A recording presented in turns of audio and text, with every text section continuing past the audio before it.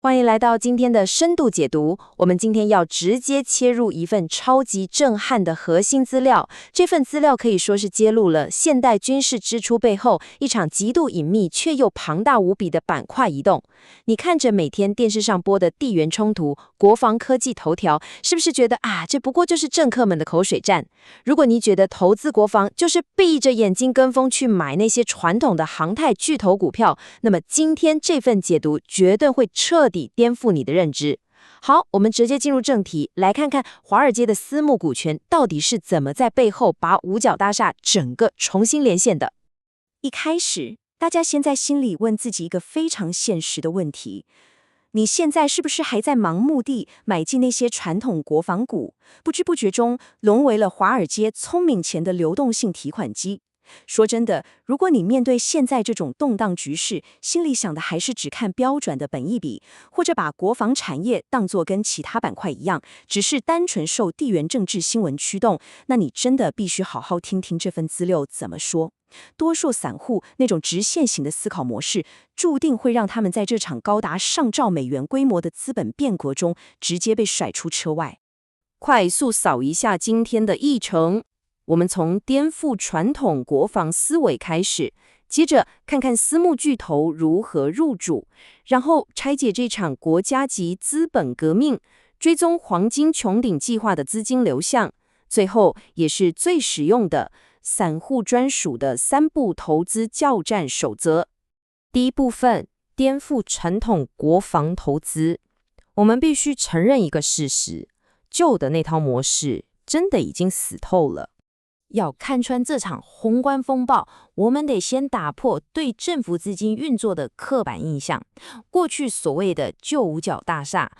就是你想的那样，将军们排排坐，层层上报，运作有够慢，完全被那些标准的死板采购合约给绑死。但是现在真实运作的新五角大厦已经摇身一变，变得极度敏捷。它现在是完全由私募股权的资本逻辑在驱动，甚至开始大玩直接股权投资跟贷款。没错，它已经变成了一个超高效率的资本游乐场。第二部分，私募股权巨头入主，来看看这位核心人物史蒂芬·芬伯格。为了弄懂这个超夸张的转变，我们必须把幕布拉开，看看背后的总设计师史蒂芬·芬伯格。这位极度低调、行事可是出了名很辣的华尔街大亨，他是管理超过7000亿美元资产的 Cerberus 创办人，而他在2025年3月正式宣誓就任美国国防部常务副部长。把这句话翻译成白话文就是，这位华尔街巨头现在实质上就是五角大厦的首席营运长，一个人直接掌控着超过5000亿美元的日常营运与采购预算，简直难以置信，对吧？而且芬伯格可不是单枪匹马去赴任的，圈内人戏称他带了一支名为 DU Team 6的精英小队，里面清一色全都是他以前在 Cerberus 的高阶主管。像是前合伙人乔治·科里迪德斯，现在直接当上经济防御单元的副主席；前董事总经理大卫·罗奇去执掌关键矿产办公室。另外还有约翰·加拉格尔和托马斯·拉库桑，分别出任副幕僚长跟高级顾问。这全把金融手段玩得出神入化的操盘手，就这样被精准安插在各个要地。为了是什么？就是为了完全绕过那些烦死人的传统官僚体系。第三部分，国家级资本革命。他们正在把整个国家机器当作一档超级基金来操盘。1.5兆美元，各位把这个数字深深印在脑海里。这是2027年的美国国防预算，直接飙到了 GDP 的5%。这可不是什么普通的财政扩张而已。资料上讲得很明白，这笔高达 1.5 兆的庞大资金，实质上是为了芬伯格主导的这个新型军工赛道，凭空挖出了一个深不见底的资金蓄水池。这可是无限量的弹药啊！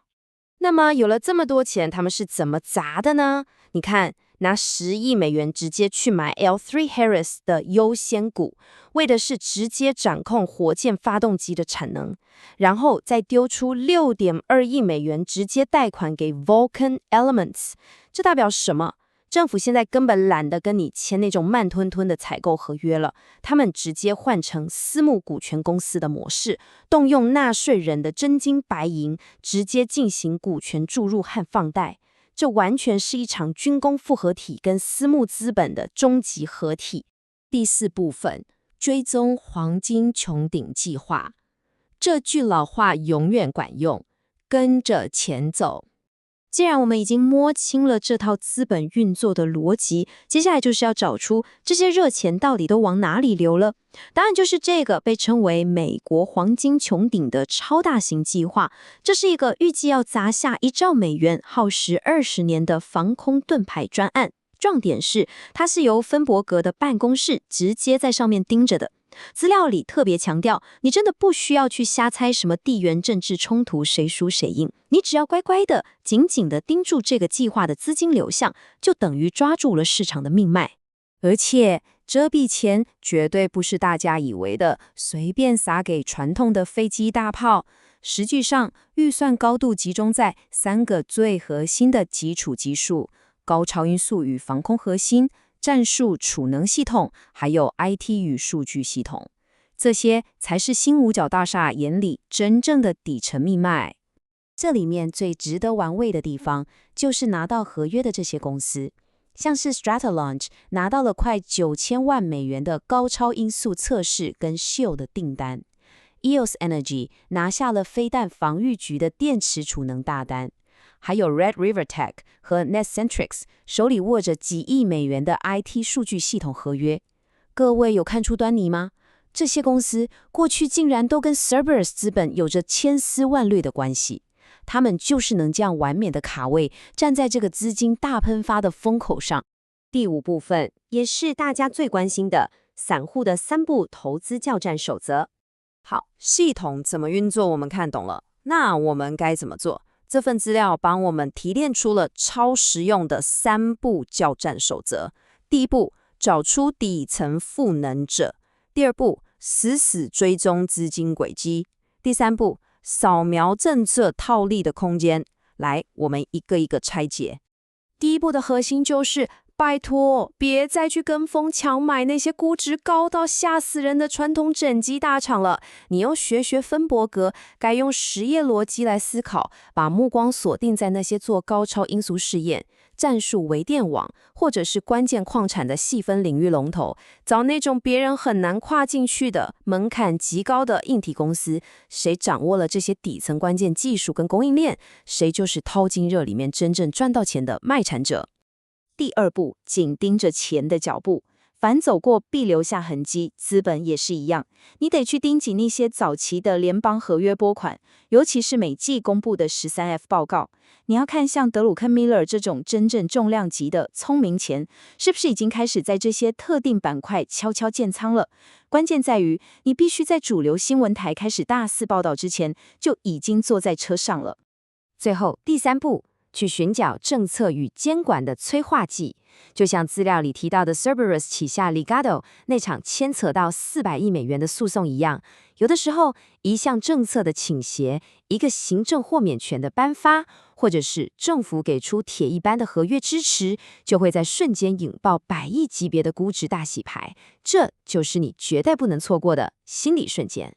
好了，今天讲了这么多，最后我想把这个问题留给大家回去好好想一想，你自己的投资组合里是不是已经找到了这些隐藏的政策催化剂，还有那些默默赚钱的卖产者？